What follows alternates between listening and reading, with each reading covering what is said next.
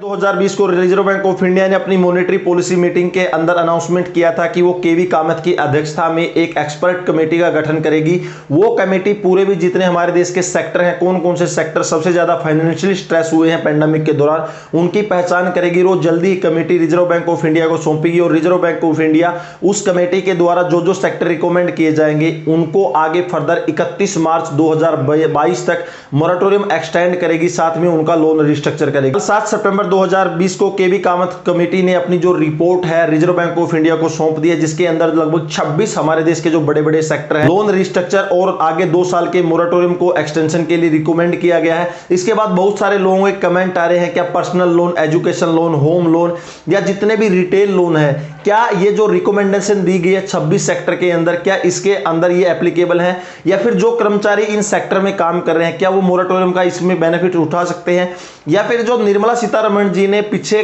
Statement दी थी उसके अंदर क्या हुआ, और उसके बाद जो सुप्रीम कोर्ट में मामला पेंडिंग है अभी मोरेटोरियम एक्सटेंशन और मोरेटोरियम इंटरेस्ट वे ऑफ का, एग्जैक्टली उसके बारे में अभी क्या अपडेट है। दोस्तों आज की वीडियो में मैं पूरे 10 जो टॉपिक है उनको कवर करूंगा, तो प्लीज वीडियो को शुरू से लेकर लास्ट तक जरूर देखिएगा। तो चलिए दोस्तों आज कुछ नया सीखते हैं।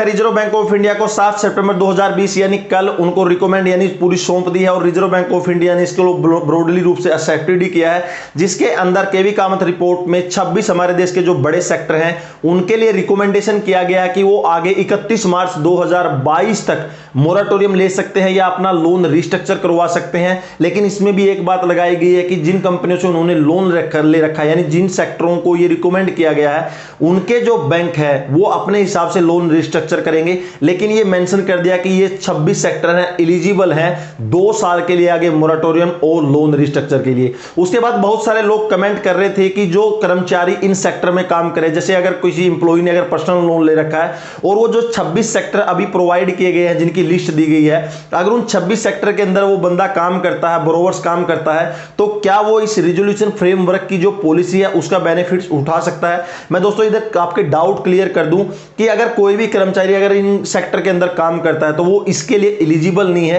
ये पूरा का पूरा कॉर्पोरेट जितने भी लोन है उनके लिए ये रिपोर्ट आई है, यानी जिन कंपनियों के बड़े बड़े लोन है स्पेसिफिक सेक्टर को ही ये मोरेटोरियम एक्सटेंशन मिलेगा, जो केवी कामत रिपोर्ट ने अभी रिकमेंड किया है। तो ये आप लोग क्लियर कर लीजिए कि जितने भी लोग इन कंपनियों या इन सेक्टरों में काम करते हैं तो वो अपने retail loan, personal loan, education loan या होम लोन को रिस्ट्रक्चर नहीं करवा सकते according to KV Kamath report जो आरबीआई को अभी 26 सेक्टर रिकमेंड किए हैं। उसके बाद सेकंड पे बहुत सारे कमेंट आ रहे थे कि जो पर्सनल लोन है क्या इस कमेटी के अनुसार जो सेक्टर है इसके अनुसार क्या पर्सनल लोन को हम लोन रिस्ट्रक्चर या फिर उनके ऊपर एडिशनल मोरेटोरियम ले सकते हैं। मैंने दोबारा फिर आपको बता देता हूं कि जो ये रिपोर्ट है पूरे कॉर्पोरेट सेक्टर के लिए दी गई है, तो जितने भी पर्सनल लोन है, एजुकेशन लोन है, होम लोन है या फिर व्हीकल लोन है वो इस कैटेगराइज में नहीं आते, वो कैटेगरी इसके लिए बेनिफिट्स नहीं ले सकती। इसके लिए पीछे हमारे फाइनेंस मिनिस्टर निर्मला सीतारमण जी ने बोला था कि 15 सितंबर 2020 से पहले personal loan, education loan, home loan, retail loan या एनबीएफसी कंपनी द्वारा प्रोवाइड किए गए लोन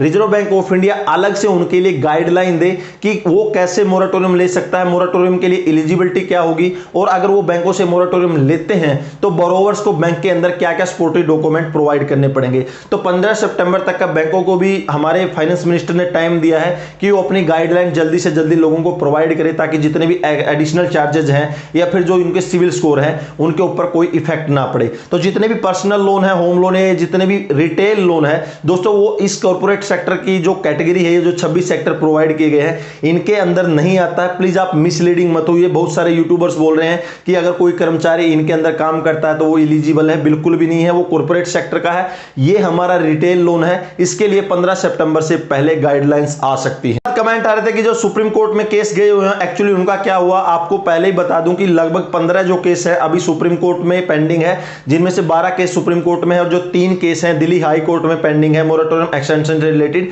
10 तारीख को दोबारा इसकी सुनवाई है, शाम को 2 बजे से सुनवाई शुरू हो जाएगी और सुप्रीम कोर्ट बड़ा वर्डिक्ट है 10 तारीख को दे सकती है। और दिल्ली हाई कोर्ट में भी जो 3 केस हैं वो मोरेटोरियम एक्सटेंशन और मोरेटोरियम इंटरेस्ट वे ऑफ पर लगे हुए हैं। दिल्ली हाई कोर्ट का भी बहुत जल्दी फैसला आ सकता है। सुप्रीम कोर्ट में में लगभग जो 12 केस हैं उनमें से लगभग 8 जो केस हैं retail loan, personal loan, education loan, home loan, vehicle loan, इनके ऊपर लगे हुए हैं। जो 4 केस हैं वो पूरे के पूरे कॉर्पोरेट सेक्टर पर लगे हुए हैं। और इधर आप लोग देख रहे होंगे कि कॉर्पोरेट सेक्टर पर जो केवी कामत ने अपनी जो रिपोर्ट रिकमेंड किया है उसमें एक चीज भी साथ में ऐड किया गया है। डिसाइड करेंगे कि इन 26 सेक्टरों को कैसे लोन रिस्ट्रक्चर करना और कैसे इनको आगे जो मोरेटोरियम प्रोवाइड करना है। तो मैं इधर भी 100% आपको बता दूंगा कि एक केस और बहुत जल्दी सुप्रीम कोर्ट में जाने वाला है, क्योंकि यहां भी रिजर्व बैंक ऑफ इंडिया या केवी कामत कमेटी की जो रिपोर्ट है डायरेक्टली बैंकों के ऊपर सब कुछ छोड़ दिया कि बैंक ही डिसाइड करेंगे। हाई कोर्ट में जो 3 केस गए हुए हैं उनके अंदर भी यही पिटीशन लगाई गई है कि जो रिजर्व बैंक ऑफ इंडिया है वो हमारे देश की फाइनेंशियल सेक्टर में बहुत बड़ी बॉडी है, सभी बैंकों को पूरा हैंडल करता है। तो रिजर्व बैंक ऑफ इंडिया ने यह फरमान कैसे जारी किया कि सभी बैंक अपने हिसाब से, एनबीएफसी कंपनी अपने हिसाब से पर्सनल लोन या रिटेल लोन को अगर वो चाहे तो मोरेटोरियम प्रोवाइड कर दे और न चाहे तो उनकी मर्जी है। तो इसके लिए भी एक केस दिल्ली हाई कोर्ट में गया हुआ है कि जो रिजर्व बैंक ऑफ इंडिया है, जब सबसे ऊपर फाइनेंशियल सेक्टर में अगर सबसे ऊपर बॉडी है वो जो सबको सभी बैंक या एनबीएफसी कंपनी को रेगुलेट करती है, तो पूरे अधिकार बैंकों को कैसे दे सकते हैं, क्योंकि बैंक तो कभी भी एडिशनल मोरेटोरियम प्रोवाइड करेगा नहीं। तो इससे रिलेटेड भी पिटीशन गई हुई है, जल्दी उसका भी फैसला आने वाला। साथ में सुप्रीम कोर्ट का 10 तारीख का मैंने आपको बता दिया, पूरा अपडेट जैसे ही आएगा मैं सबसे पहले वीडियो के थ्रू बताने की कोशिश। मिनिस्टर निर्मला सीतारमण जी और हमारे देश के जो बड़े बड़े दिग्गज नेताओं ने भी पीछे निर्मला सीतारमण जी को लेटर लिखा था। इसी को देखते हुए निर्मला सीतारमण जी ने केंद्रीय बैंकों, एनबीएफसी कंपनी और रिजर्व बैंक ऑफ इंडिया में इसमें पहले भी बैठक की थी, जिसमें अनाउंसमेंट किया गया था कि 15 सितंबर से पहले अपनी गाइडलाइंस पूरी की पूरी बनाइए। रिजर्व बैंक ऑफ इंडिया बैंकों को सर्कुलेट कीजिए, साथ में एनबीएफसी कंपनियों को सर्कुलेट कीजिए, ताकि जितने भी रिटेल लोन है, पर्सनल लोन है या जो छोटे मोटे लोन है उनके लिए अलग से गाइडलाइन बनाई जा सके, जैसे कि केवी कामत कमेटी ने कॉर्पोरेट लोन पर गाइडलाइन बनाई है। ऐसे ही बहुत जल्दी गाइडलाइन आ सकती है 15 सितंबर से पहले। सितंबर महीने में लोन ईएमआई की किस्त नहीं भरते हैं तो एक माइनर इंपैक्ट आपके सिविल स्कोर पर पड़ सकता है, यानी जो आपका सिविल स्कोर है थोड़ा सा नीचे आ सकता है, लेकिन मेजर इंपैक्ट इसका नहीं पड़ेगा, क्योंकि आपको पता है कि सुप्रीम कोर्ट ने पीछे अपना एक वर्डिक्ट में बताया था कि आगे 2 महीने तक के लिए कोई भी किसी भी तरह का लोन है वह एनपीए में नहीं जाएगा। यानी जो एनपीए का टाइमिंग है इधर लगभग 5 महीने बढ़ जाता है और पीछे जो 6 महीने का जो मोरेटोरियम प्रोवाइड किया है, यानी लोन का इधर जो टाइमिंग है 11 महीने मिल जाता है कि 11 महीने के बाद ही आपका कोई भी लोन एनपीए में जाएगा। और आप लोग अच्छी तरह से जानते हैं कि हमारे सिविल स्कोर पर सबसे ज्यादा तो मेजर इंपैक्ट तभी होता है जब हमारा लोन एनपीए में चला जाता है। जैसे ही अगर आपका सितंबर महीने में अगर आप ईएमआई पे नहीं करते तो एक माइनर इंपैक्ट आपके सिविल स्कोर पर पड़ सकता है, लेकिन जैसे ही सुप्रीम कोर्ट के वर्डिक्ट आने के बाद या 1-2 महीना गुजरने के बाद जैसे आप ईएमआई भरना स्टार्ट कर देंगे,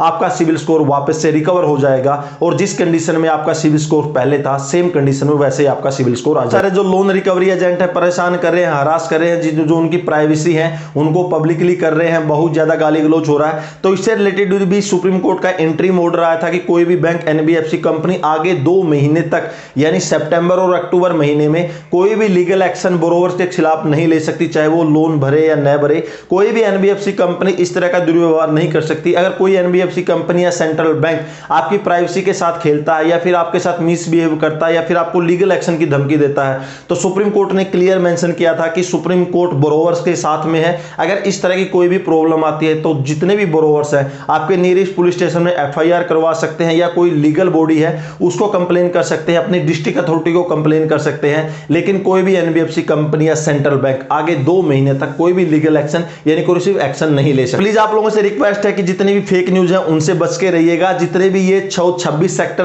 केवी कामत रिपोर्ट ने प्रोवाइड किया है, रिकमेंड किया है, ये पूरे के पूरे कॉर्पोरेट सेक्टर पे है, कॉर्पोरेट सेक्टर पर एप्लीकेबल होंगे। Retail loan, personal loan, education loan, home loan या जितने भी छोटे मोटे एनबीएफसी कंपनी द्वारा प्रोवाइडेड लोन है ये इस कैटेगरी में नहीं आते हैं। वो एक कॉर्पोरेट सेक्टर की लिस्ट है, यानी जिन कंपनियों ने करोड़ों अरबों खरबों का लोन ले रखा है वो कमेटी उनके लिए रिकमेंडेशन दी है, न कि पर्सनल रिटेल लोन के लिए। आई होप कि दोस्तों आपके पूरे डाउट क्लियर हो गए। दोस्तों अगर आपको वीडियो अच्छी लगी तो लाइक कीजिएगा, वीडियो के बारे में कोई कमेंट है तो कमेंट सेक्शन में कमेंट कीजिएगा और आने वाली 10 तारीख को सुप्रीम कोर्ट का वर्डिक्ट सबसे पहले आप लोगों को मैं दिखाने की कोशिश करूंगा। तो दोस्तों अगले वीडियो के लिए तब तक जय हिंद, वंदे मातरम।